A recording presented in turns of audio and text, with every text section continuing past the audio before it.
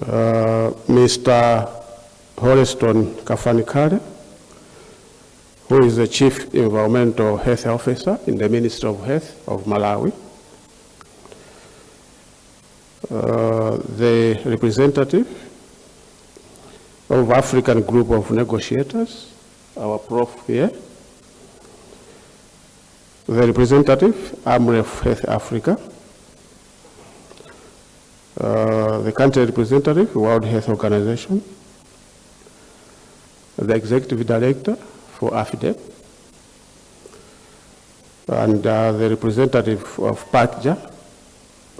And not forgetting the national coordinator, CISONEC in Malawi. And I think for fear of leaving anyone, let me just say protocols observed. Good afternoon. I can see that we're still energetic. Probably we can continue with the discussions. I'm very delighted this afternoon to be part of this closing ceremony.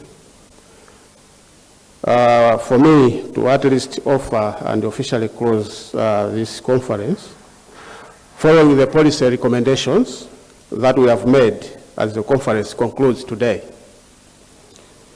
From the proceedings and the progress up to date that I have received from my officials in the ministry and other key experts who have been in this room for the past 2 days, it is quite encouraging to note that the conference has gone on very well and has delivered on its intended outcomes.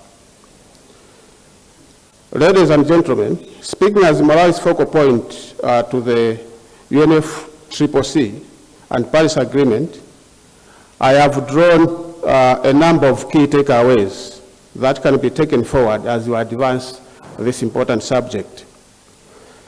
The first one being that there should be concerted efforts across key sectors during formulation, implementation, and reporting of policies, strategies, programs, and plans for addressing climate change and health. This should include, at the minimum, ministries responsible for climate change, environment, health, education, and finance, considering that the impacts of climate change are multi-sectoral. Secondly, there must be well laid out governance structures at the national and subnational levels, and even within our regions and at the international level. I am very happy to report that Malawi has well laid out structures that provide both technical and policy direction on matters that are climate change related, and this includes integration of health in climate change programs. Thirdly, there must be evidence data and information on the vulnerability of the health sector and its impacts on the population, economy, and society. We can imagine the impact that climate change-related waterborne diseases such as cholera and diarrhea bring to the society. At the international level, for example, at the Conference of Parties, we must all speak with one voice. Government and state actors and other institutions, including integrating voices from women and youth, who are probably the most vulnerable when a disaster strikes. We have seen, for example, in Malawi, with the devastating impacts of Cyclone Freddy, the health sector has been heavily impacted. And it is our responsibility as institutions, as stakeholders, as non-state actors to work together to make sure that we integrate climate change issues in the health sector. Ladies and gentlemen, my final point is that I wish to encourage UNFCCC focal points and health and climate change focal points to work together in championing the cause of health and climate change so that health as a thematic area can be lifted and amplified to find its way into the official agendas under the UNFCCC process as we go to the COP28 in Dubai and, of course, beyond COP28. My ministry stands ready to provide leadership in this regard at the national level, but also at the negotiations should a need arise. Ladies and gentlemen, allow me to offer a word of gratitude on behalf of the government of Malawi to you all delegates for actually fruitfully contributing to the deliberations. You have been very active and constructive in your inputs and recommendations. And I believe the declaration that has been read out here will be polished, finalized, and then taken further in terms of action by different stakeholders and international institutions.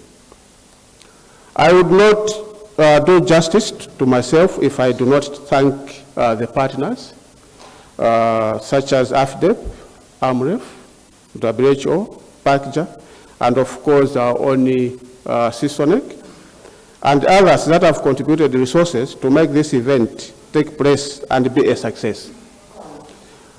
Let us give them a round of applause. I think the organization has been good and the discussions have been excellent, such that we have one of the best declarations as read out by our colleague here. A big hand should also go to all the resource persons for the excellent work that has been done. I think they did proper groundwork for us to meet here and discuss and meet our intended goal of the conference. I wish you all safe travel back home as you look forward to join your families.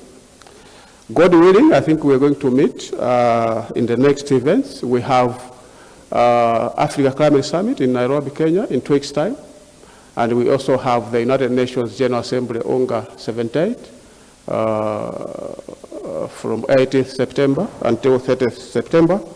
And we also have COP28 in Dubai. On behalf of the Honorable Minister, and of course on behalf of the government of Malawi, I would like at this point in time to declare the regional workshop on health and climate change officially closed. I thank you for your attention. Thank you.